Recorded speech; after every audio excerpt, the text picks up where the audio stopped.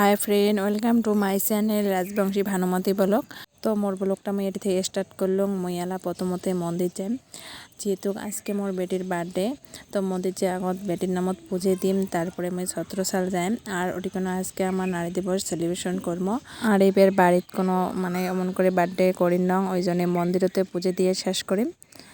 দেখো মা বেটি এখানে রাস্তা হাঁটি যাওয়া লাগবে, তারপরে টোটোর চর্ম। দেখো আমার রাস্তার মাথা আশিপাশি এলা টোটোর চর্ম।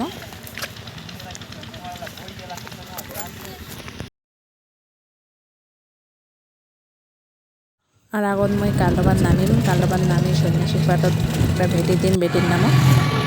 তো আমার ভেটি দেওয়া শেষ হল, মুই তোমার আগত সেই ভিডিওগুলো দেখেন না পালো। এলা মুই আগমনী যাই আসং, নার্সারিত যাইম। নার্সারিত যাই কয়টা গাছ কিনি আনিম, যেহেতু আজকে নারী দিবস।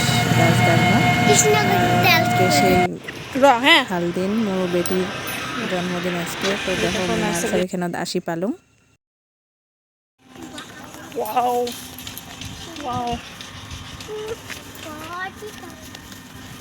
ফুলের গাছ লাগলে হয়, গাছ লাগলে হয় কয়টা কাই দেয়। হ্যাঁ, ফুলগুলি কেটা মরি গেছি। এই দেখো ফুলের গাছ, ফুলগুলো তো সিজন শেষ, ওই জন্য ফুলগুলো দেখো কেমন মরি মরি যাওয়ার মতো হয়েছে। তো মুই তো ফুলের গাছ নিবেন না, যেহেতু দেখো একটা নিচং কৃষ্ণচূড়া, একটা বকুল ফুলের গাছ, আর একটা নিচং আমলক্ষীর গাছ। আরও গাছ নেওয়া খালি হয়, কিন্তু এলা সিজন না হয় গাছের, ওই জন্যে ভাল গাছ নাই। এই তিনটে নিয়ে যাই, এই তিনটে নিয়ে যাই ঘুরি ঘুরি। তো আমার গাছ নেওয়া হয়ে গেলে এই দেখো তিনটে গাছ নিচং। তো এলা আমরা যাবো।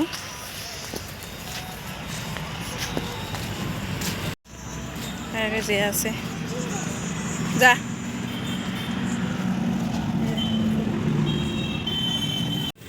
তো দেখো কাকত ফুল টুল লাগলে গাছ টাছ লাগলে এখানে নার্সারিতে আসি পান। তো নার্সারি থেকে আমার গাছ নেওয়া হয়ে গেল। এলা আমরা আরও টোটোর চড়মো, টোটোর চড়ি একদম এলা ছত্রসাল যাবো। দেখো মুই ছত্রসাল ধামত আসি পালং। তা দেখি থাকেন ব্লগটা,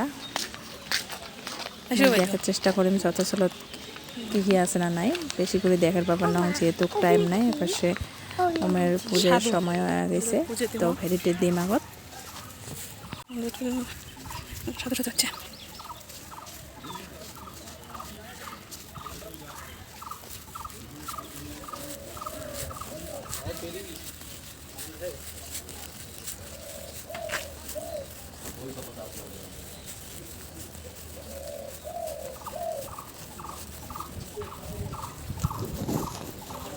আমরা আস্তে আস্তে দেখো এর নাম শেষ হয়ে গেছে। তো এলা প্রসাদ দেবে, প্রসাদ নেবো, প্রসাদ নিয়ে খায়া যাবো। কি হলে দেখো এটা নতুন বানাইছে। সময়ের অভাবের জন্য মুই তোমার সাথে কোটায় ব্লগটা শেয়ার করে পারলাম না। আর একদিন আসলে মুই তোমার সাথে কোটে কি আছে সব দেখে দিন। এই দেখো এটি ঘরত রথ রাখছে, এই রুম দুইটা। এখানে তো নতুন রথ, আর এই পাশে এখান আছে আগের পুরানা রথ। রথ কিন্তু পিতলি। দেখো এই পাশে একটা রথ আছে। তো দেখো আমার এটি কোনা যে রামরাইকুটি CLF আমরা যে নারী দিবস উদযাপন করবো শুরু হয়ে গেছে। সময়ের জন্য তোমার কী কী হল প্রথমতে দেখার পালনে। বেশি আমরা মানে আশা না করি, বাসার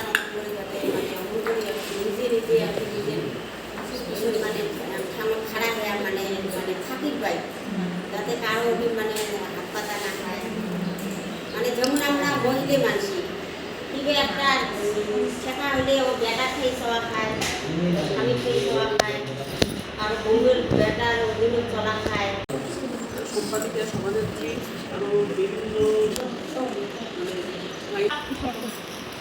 আমার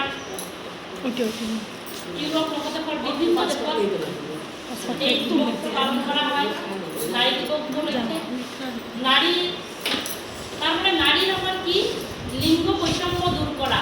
আমার এই নারী দিবসের উদ্দেশ্য আর লক্ষ্য হল আমার লিঙ্গ বৈষম্য, যেহেতু আমার নারী আর পুরুষ আমার যে অনুপাতে আমার আগে সমাজত সামাজিক, রাজনৈতিক, অর্থনৈতিক, সাংস্কৃতিক বিভিন্ন দিকত আমার যিটো দিকত আমি কি নারী আর পুরুষ একেলগে আগবাঢ়ি যাব লাগে।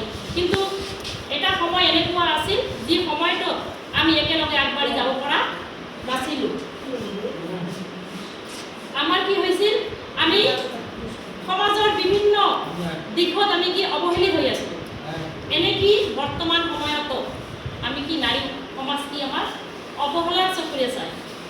গতিকে এই নারীর যে বৈষম্য আছে, লিঙ্গ বৈষম্য, এই সকলবোৰ দূর করা আমার এই দিনটো সেইভাবেই 1975 সনত 8 মার্চ তারিখে এই আন্তর্জাতিক নারী দিবসটো রাষ্ট্রসংঘই আমাক কি কৰিছে স্বীকৃতি দিছে। আৰু তেতিয়াৰ পৰাই ৰাষ্ট্ৰসংঘই কি কৰিলে সমূহ দেশক তাৰমানে বিভিন্ন দেশক অনুৰোধ জনালে যে এই 8 মাৰ্চৰ তাৰিখটো আমি যাতে সকলো নাৰীয়ে একত্ৰিত হৈ আমি যাতে উন্নয়নমূলক কাম, আমাৰ যি সবলীকৰণ আছে সেই সবলীকৰণৰ দিশত আমি যাতে আগবাঢ়ি যাব পাৰোঁ। এই কাৰণে ৰাষ্ট্ৰসংঘই এই যে দিনটো 8 মাৰ্চ 1975 চনত এই দিনটোতে আমাক কি স্বীকৃতি দিছে। কিন্তু আমার এনেকুৱা ভাগ্য আমি ভারতবর্ষের নারী হই আমি নিজকে 18 বছর বয়সত আমি ভোটাধিকার লাভ করেছিল। কিন্তু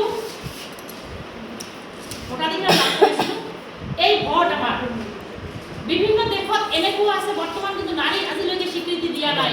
নারী কি করেছে পণ্য সামগ্রী হিসেবে ব্যবহার করেছে।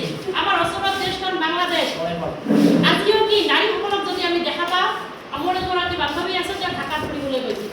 ঢাকাত ফুৰিবলৈ গৈ দেখিলে কি নারীসকলক এনেকুৱা মানে জ্ঞান কৰে ভাবে কি নারীসকল কি পণ্য সামগ্ৰী। আজিও আমার সৌদি আরবত কি হয় নারী বিক্রি হয়, হয় না? নারী দরদাম করা হয়, নারীক লৈ যাব বজাৰত আৰু কি কৰে বিক্রি করে।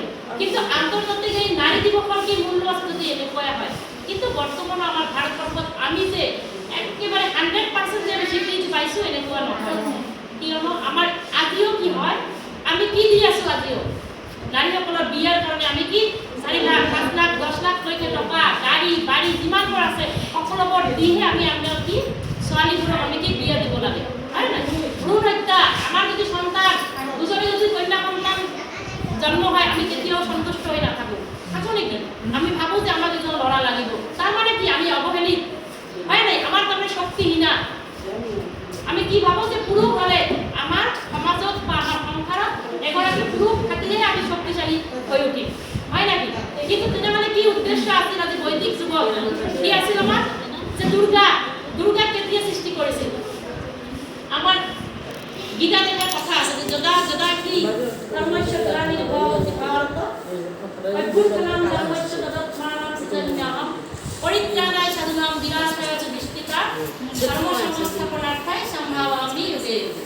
কারণ কি আছে যে যখন যেতিয়াই ধৰা ধৰ্মৰ গ্লানি হৈছিল, অধৰ্মৰ প্ৰাদুৰ্ভাৱ বাঢ়িছিল আৰু তেতিয়াই কি কৰিছিল সাধুসকলৰ পৰিত্ৰাণ আৰু দুষ্কৃতিকাৰীসকলক দুষ্ট কি কৰিব দমন কৰিবলৈ যুগে যুগে কি ভগৱানে অৱতাৰ ধাৰণ কৰিছিল। ঠিক তেনে এটা সময়তে দেৱতা আৰু অসুৰসকলৰ মাজত কি আছিল অৰিয়া অৰি যুদ্ধ চলিছিল, হয় নাই? দয়া ৰণ চলিছিল। বাৰে বাৰে অসুৰসকলে আমাৰ দেৱতাসকলক কি কৰিছিল পৰাস্ত কৰিছিল। কিন্তু তেতিয়া কিয় পুৰুষসকলে সেই অসুৰসকলৰ লগত যুদ্ধত কিয় পৰাস্ত মানে অসুৰসকলক পৰাস্ত কৰিব পৰা নাছিল?